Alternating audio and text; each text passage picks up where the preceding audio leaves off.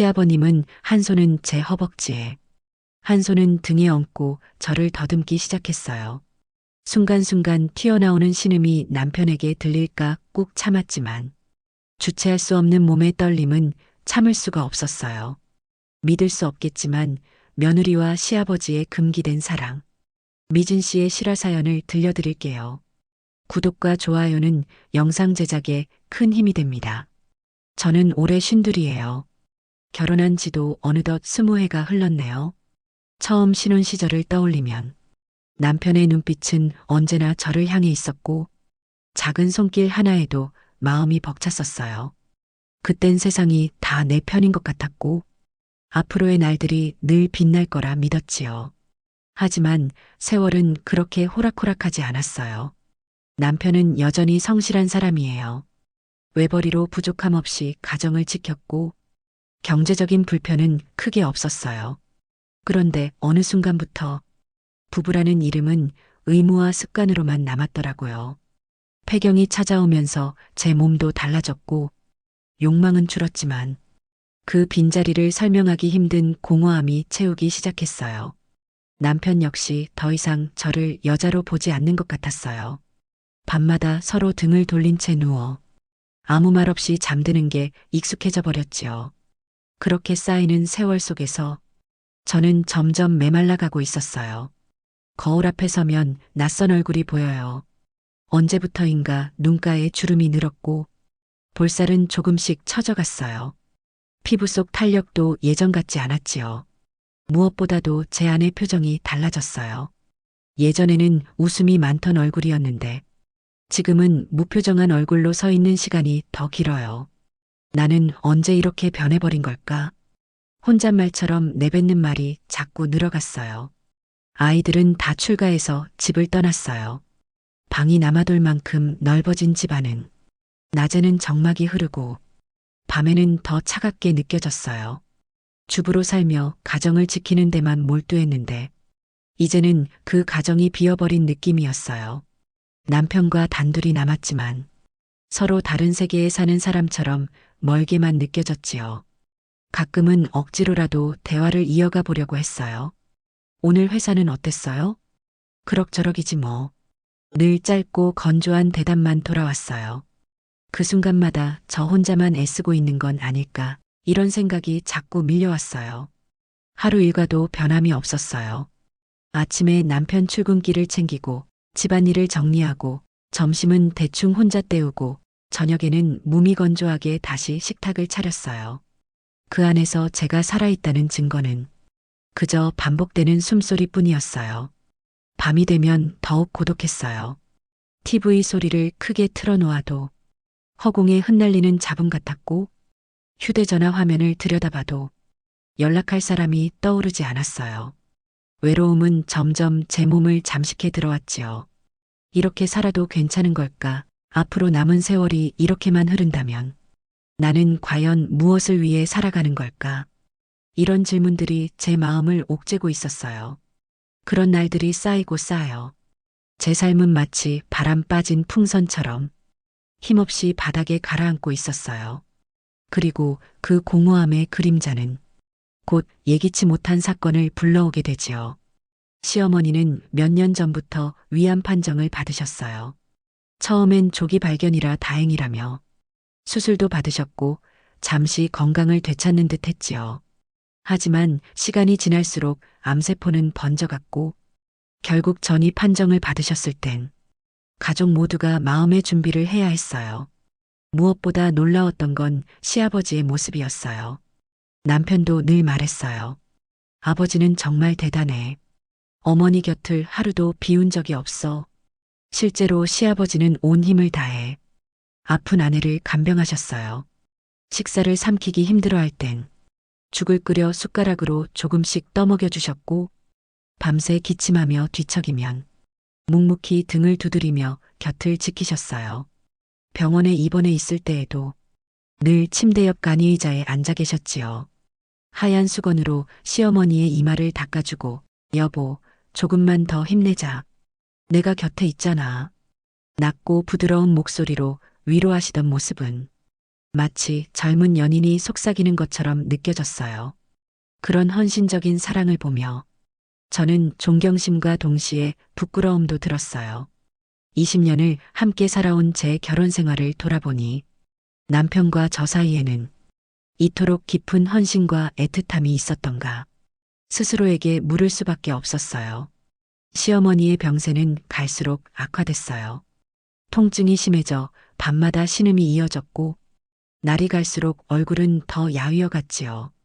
그럼에도 시아버지는 한 번도 지친 기색을 보이지 않았어요. 새벽에 간호사가 들어와도 먼저 일어나 아내의 손을 잡아주며 괜찮아, 내가 여기 있어. 늘 같은 말을 반복하셨지요. 마지막 순간도 그랬어요. 시아버지는 시어머니의 손을 꼭 잡고 눈물을 삼키며 말씀하셨어요. 여보, 고생 많았다. 이제 아프지 말고 편히 쉬어. 그 한마디를 끝으로 시어머니는 조용히 눈을 감으셨어요. 장례식장에서도 시아버지는 묵묵했어요. 슬픔을 드러내기보다 손님들을 맞이하고 절을 받으며 꿋꿋이 자리를 지켰어요. 하지만 빈소 한쪽에서 홀로 앉아 계실 땐 주름진 두 눈에서 끝내 참지 못한 눈물이 조용히 흘러내리고 있었어요. 그 모습을 보며 제 가슴이 먹먹했어요. 평생을 한 사람만 바라보며 헌신적으로 살아온 남자의 모습, 그리고 홀로 남겨진 그의 빈자리가 어쩐지 더 안쓰럽게 다가왔어요. 그날 밤 남편이 조심스레 말을 꺼냈어요. 아버지를 집으로 모시는 게 어떨까? 혼자 계시면 외로우실 거야. 처음엔 선뜻 대답이 나오지 않았어요. 같은 지붕 아래 사는 게 결코 가벼운 일은 아니었으니까요. 하지만 결혼 전부터 저를 아껴주셨던 시아버지, 시어머니와 갈등이 있을 때마다 오히려 제 편을 들어주셨던 분이었어요. 그런 분이 홀로 남게 되었다는 사실이 자꾸 마음을 무겁게 했어요. 결국 저는 고개를 끄덕였어요. 그래요. 방도 남아있으니 아버지를 모셔야겠지요. 그 결정이 훗날 제 인생을 어디로 이끌지 그땐 알지 못했어요. 다만 한 사람의 고독을 덜어주고 싶다는 순수한 마음뿐이었어요. 시아버지가 우리 집으로 들어오신 건 시어머니 장례가 끝난 지 보름쯤 후였어요. 짐이라고 해봤자 오래된 옷 몇 벌, 책상 위에 놓였던 낡은 책들과 작은 액자 몇 개뿐이었지요. 그만큼 삶을 단순하게 살아온 분이라는 게 고스란히 드러났어요. 방 하나를 내어드리면서 편하게 지내세요. 아버지 집이라고 생각하세요. 제가 웃으며 말씀드렸지만 마음속은 묘하게 복잡했어요. 같은 지붕 아래 산다는 게 막상 시작되니 달라 보였거든요. 무엇보다 집안의 공기가 바뀌었어요. 아침이면 예전엔 늦게 일어나던 제가 더 일찍 눈을 뜨게 되었고 옷차림도 신경이 쓰였어요. 예전에는 집안에서는 트레이닝복이나 헐렁한 티셔츠로 버텼는데 이제는 괜히 단정한 옷을 챙겨 입게 되더라고요. 이상하다. 왜 이렇게까지 신경이 쓰이지? 스스로 묻곤 했어요. 생활 패턴도 달라졌어요. 시아버지는 새벽에 일어나 산책을 다녀오고 신문을 읽으며 아침을 기다리셨어요. 그 모습을 보며 저는 자연스레 아침 식탁을 더 정갈하게 차리게 되었지요. 반찬 가짓수를 늘리기도 하고 국물은 꼭 뜨끈하게 내놓으려고 애썼어요. 예전 같으면 대충 차려내던 아침상이었는데 누군가가 기다리고 있다는 사실이 제 손끝을 달라지게 만든 거예요. 남편은 바쁘게 출근을 하고 나면 집에는 저와 시아버지 단둘이 남았어요. 정적 속에서 가끔 마주치는 시선, 서툰 대화가 오갔지요. 수고 많다, 아침 잘 먹었다. 그런 짧은 말 한마디에도 왠지 모르게 마음이 흔들렸어요. 시어머니 곁에서 한없이 다정했던 모습이 자꾸 제 눈에 겹쳐졌거든요. 하지만 불편함도 적지 않았어요. 집안의 사소한 동선조차 달라졌어요. 세탁기를 돌리거나 청소기를 밀 때에도 누군가 지켜보고 있다는 의식이 따라붙었어요. 부엌에서 땀 흘리며 일하다 보면 괜히 옷깃을 여미게 되기도 했지요. 70세라고는 믿기 어려울 만큼 건장한 체격과 꼿꼿한 자세, 그런 모습이 눈에 들어오면 설명하기 힘든 긴장감이 생겨났어요. 밤이 되면 더욱 묘했어요. 각자 방에 들어가 문을 닫지만 집 안 어디에선가 작은 기척이 들려오면 귀가 먼저 반응했어요. 물컵을 따르는 소리, 가벼운 기침 소리, 그리고 문득 들려오는 낮은 목소리. 내가 왜 이렇게 예민해졌을까? 스스로를 다그치며 이불을 덮었지만 쉽게 잠들 수가 없었어요. 남편은 그런 제 속마음을 알 리 없었어요. 아버지 계시니까 마음이 든든하지? 나도 한결 안심돼. 남편은 웃으며 말했지만 저는 그 웃음이 무겁게만 다가왔어요.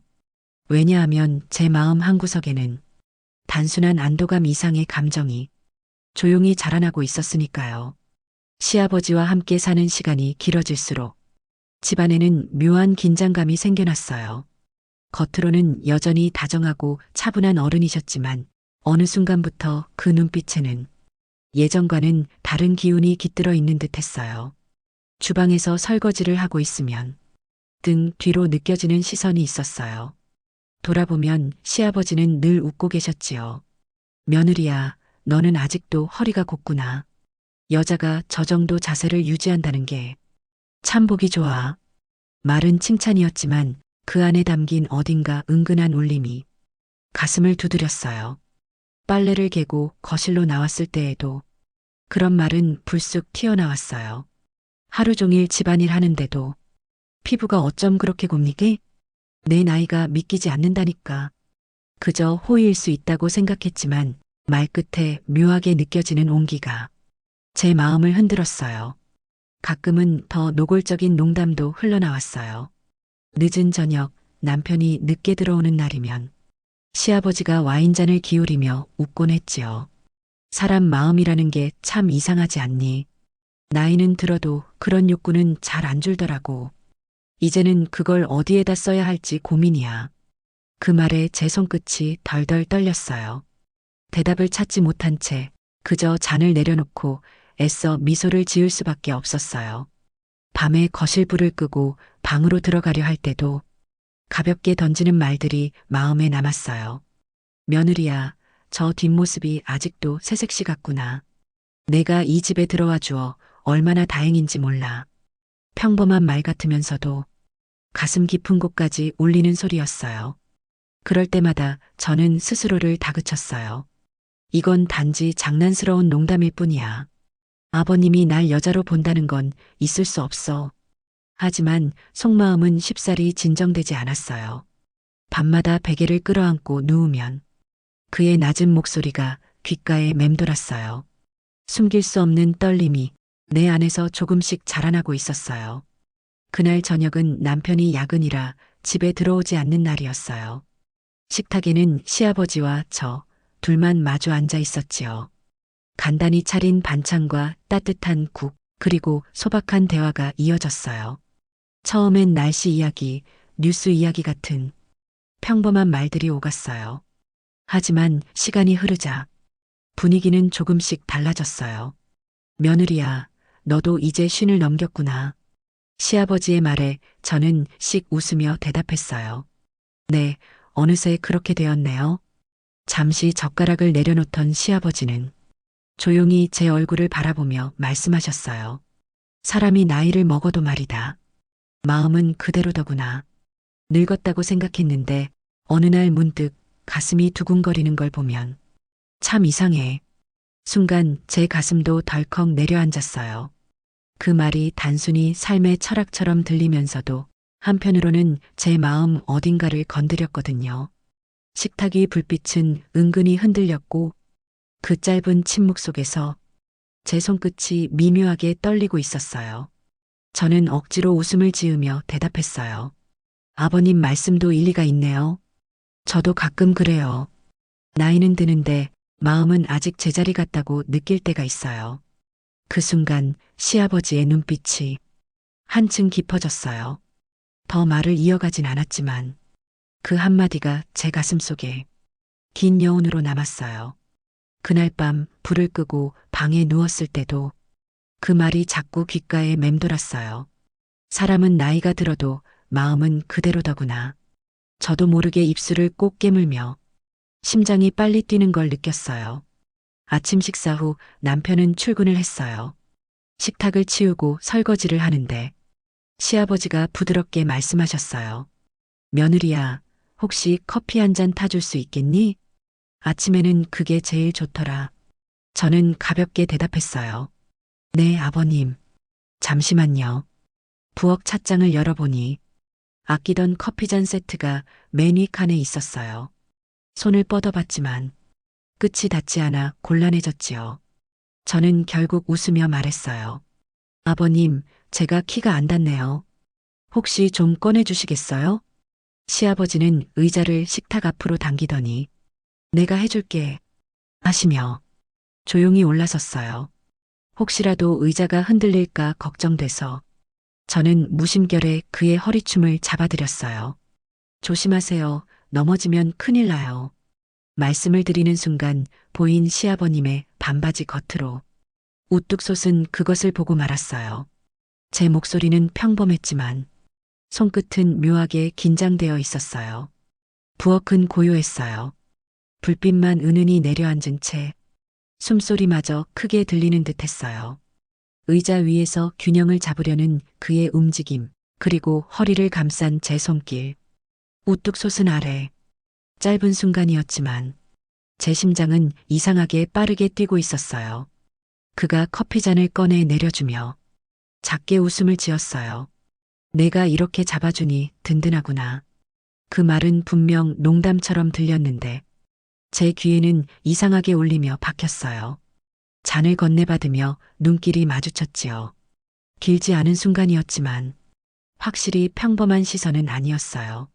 서로 아무 말도 하지 않았지만 그 안에는 설명하기 어려운 기운이 잠시 스쳐 지나갔어요. 커피를 내리고 잔에 따르며 저는 애써 태연한 척했어요. 하지만 손끝이 조금 떨려 커피가 소복히 넘칠 뻔했지요. 그 모습을 본 시아버지가 웃으며 말씀하셨어요. 손이 왜 이렇게 떨리니? 혹시 내가 옆에 있어서 그런 건 아니겠지? 순간 제 얼굴이 달아올랐어요. 아니에요. 뜨거워서 그런 거예요. 억지로 웃음을 지었지만 가슴속에서 요동치는 감정은 쉽게 감출 수 없었어요. 그날 커피잔에 담긴 향기는 쉽게 사라지지 않았어요. 눈을 감아도 허리춤을 붙잡던 제 손길의 기억과 우뚝 솟은 아래를 상상하며 머릿속을 떠나지 않았지요. 그날 저녁은 오랜만에 세 식구가 한자리에 앉은 날이었어요. 식탁 위엔 간단한 찌개와 반찬, 그리고 소박한 웃음이 함께했지요. 아버지, 입맛에 맞으세요? 제가 묻자 시아버지는 천천히 고개를 끄덕이며 웃으셨어요. 내가 차려주는 밥이 제일 맛있다. 늘 고맙다. 기분 좋으니 소주도 좀 가져와 보겠니? 남편도 옆에서 덩달아 미소를 지었어요. 하지만 간단한 술자리는 길지 않았어요. 남편은 술잔을 내려놓으며 말했지요. 내일 중요한 회의가 있어서 일찍 자야겠어. 아버지, 아내랑 천천히 술 한잔 하세요. 그 말과 함께 남편은 방으로 들어갔고 집안에는 곧 고요가 내려앉았어요. 남겨진 저와 시아버지는 식탁 위 소주 한 병을 마주보며 웃었어요. 며느리야, 혼자 마시면 심심하잖니. 같이 한 잔 해줄래? 그의 권유에 저는 잔을 내밀었어요. 잔이 부딪히는 소리와 함께 서로의 시선이 오래 머물렀지요. 술잔은 금세 비워지고 목소리는 점점 낮아지고 저에게도 취기가 올라왔어요. 시아버지가 천천히 말을 꺼냈지요. 사람이 나이를 먹어도 몸과 마음은 늘 젊은가 보다. 오늘따라 많이 뜨겁구나. 그 말은 농담처럼 들렸지만 그 안에 담긴 진심이 전해졌어요. 저는 대답을 못한 채 얼굴이 빨개지고 잔을 기울였고 술 기운은 더욱 깊게 번져갔어요. 취기가 많이 오르신 것 같은 시아버님이 갑자기 일어서더니 제 옆에 다가와 앉았어요. 저는 혹시라도 남편이 깰까? 조마조마하고 어쩔 줄 몰라 했지만 시아버님은 과감했어요. 그리고는 한 손은 제 허벅지에, 한 손은 등에 얹고 저를 더듬기 시작했어요. 순간순간 튀어나오는 신음이 남편에게 들릴까 꾹 참았지만 주체할 수 없는 몸의 떨림은 참을 수가 없었어요. 시아버님은 그런 저를 보고 즐기는 것 같았습니다. 순간 시아버님의 단추를 풀고 시아버님 가슴에 얼굴을 묻었답니다. 그날 밤 우리는 결국 넘어서는 안 될 선을 넘어버렸어요. 남편이 방 안에서 깊은 잠에 빠져 있는 사이 거실의 불빛 아래 금기의 불꽃이 타오르고 말았지요. 아침 햇살이 부엌 창문으로 들어왔어요. 식탁 위엔 전날 마시다 남은 술병이 아직 놓여 있었고 그 모습만으로도 가슴이 철렁 내려앉았어요. 내가 도대체 무슨 짓을 한 걸까? 머릿속이 복잡했어요. 손끝엔 아직도 어젯밤의 온기가 남아있는 듯했고 그 사실이 더 큰 죄책감으로 밀려왔지요. 씻은 듯 일상으로 돌아가고 싶었지만 몸도 마음도 쉽게 그러질 못했어요. 부엌으로 들어서는 발자국 소리에 숨이 먼저 가빠졌어요. 시아버지가 조용히 나타나셨지요. 언제나처럼 단정한 모습이었지만 눈빛만큼은 달라져 있었어요. 짧은 순간 마주친 그 시선에 온몸이 뜨겁게 달아올랐어요. 며느리야, 어제는 미안하다. 낮게 깔린 목소리에 저는 급히 고개를 저었어요. 아버님, 그런 말씀 마세요. 그냥 술 기운에 잠깐. 말끝은 흐려지고 심장은 점점 더 빠르게 뛰었어요. 식탁에 마주 앉아 우리는 한동안 아무 말도 하지 않았어요. 숟가락 부딪히는 소리만이 차갑게 울려 퍼졌지요. 남편이 방에서 나와 출근 준비를 하는 동안 우리는 아무 일도 없었던 듯 태연한 얼굴을 지었어요. 하지만 서로의 눈은 쉽게 피할 수 없었어요. 짧게 스쳐 지나가는 순간마다 어젯밤의 기억이 생생하게 되살아났어요.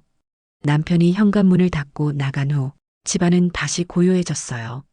그제야 시아버지는 깊은 숨을 내쉬며 말씀하셨어요.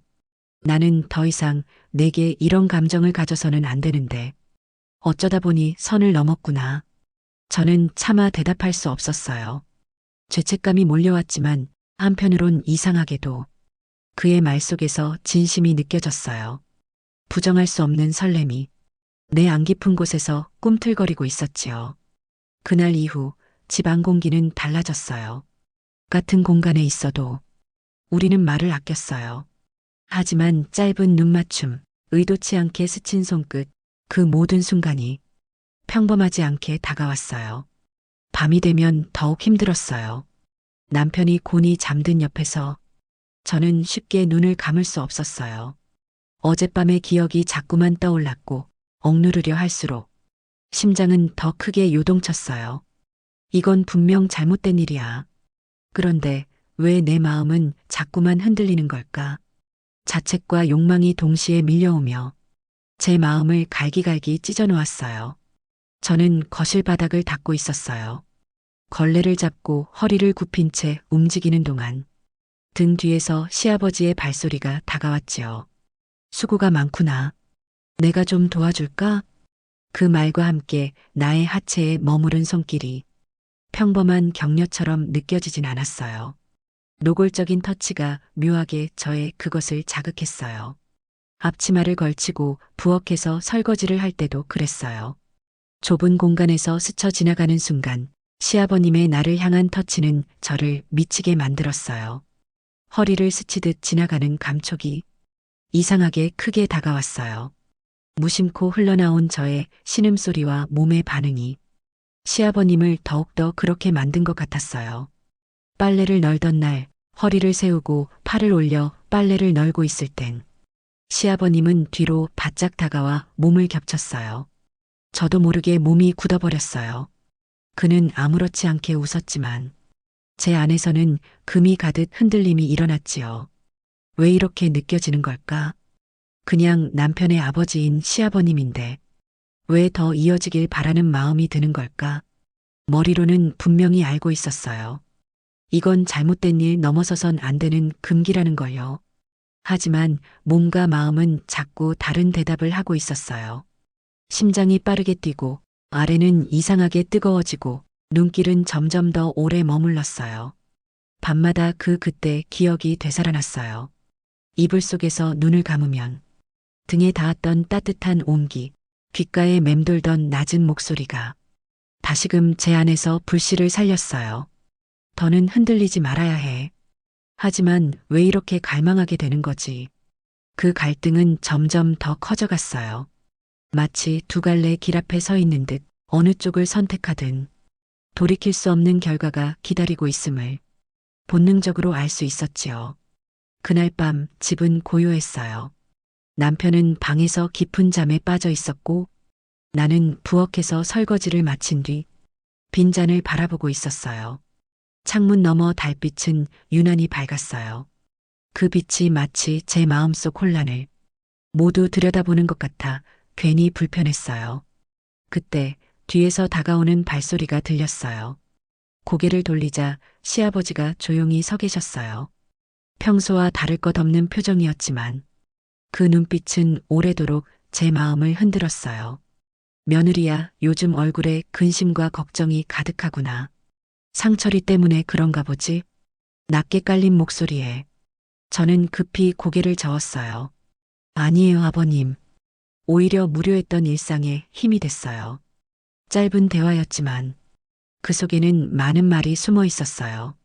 겉으로는 위로와 감사였지만 서로가 알고 있었어요. 이건 단순한 가족의 정이 아니라는 걸요. 순간 바람이 창문을 흔들며 방 안에 달빛이 스며들었어요. 그 빛 아래에서 우리 사이의 거리는 너무 가까웠어요. 말없이 마주선 채 한 발만 더 내디디면 모든 게 무너질 것 같은 순간이었지요. 가슴이 쿵쾅거리며 울렸어요. 지금 이 순간 선택해야 한다. 넘어설 것인가, 멈출 것인가. 심장은 원하고 있었지만 머리는 끊임없이 저를 붙잡았어요. 아버님, 우리 이쯤에서 멈춰야 하지 않을까요? 저 상철 씨에게 너무 미안하고 또한 무서워요. 입술에서 나온 목소리는 떨림으로 가득했어요. 시아버지는 한동안 저를 바라보다가 천천히 고개를 끄덕였어요. 그래, 내 말이 맞다. 아내를 잃고 또 아들까지 잃고 싶지 않구나. 우리가 지켜야 할 선이 있지. 그 한마디에 제 눈가가 젖었어요. 욕망과 설렘, 금기와 죄책감이 모두 뒤섞여 가슴을 조여왔지만 그와 동시에 이상한 안도감이 밀려왔어요. 우리는 결국 한 발 물러섰어요. 하지만 그날 이후 서로를 바라보는 눈빛은 결코 예전으로 돌아갈 수 없었어요. 말하지 않아도 알 수 있었지요. 우리는 이미 금기의 불꽃을 본 사람들이라는 걸요. 남편이 모르는 사이 짧지만 뜨거웠던 금기된 사랑은 내 마음 깊은 곳에 각인처럼 남았어요. 그리고 저는 조용히 다짐했어요. 이 감정은 내 안에서만 묻어두자. 다시는 꺼내지 말자. 그러나 밤이 깊어질수록 그날의 떨림은 다시 떠올라 나를 흔들고 있었어요. 내일 아침 또 시아버님을 마주해야 하니까요. 제가 이 마음을 완전히 접을 수 있을까요? 황혼의 삶에 찾아온 이 비밀스러운 불꽃은 지워지지 않을 또 하나의 그림자가 되어버렸어요. 황혼의 삶 속에서도 우리는 때로 예상치 못한 순간에 마음을 흔드는 만남과 선택 앞에 서게 되지요. 오늘 이야기가 여러분 마음에도 작은 여운을 남겼길 바랍니다. 이야기가 좋으셨다면 구독과 좋아요, 알림 설정까지 부탁드려요. 여러분의 관심이 다음 이야기를 이어가는 큰 힘이 됩니다. 다음 시간에도 또 다른 황혼의 이야기로 여러분을 찾아뵙겠습니다. 감사합니다.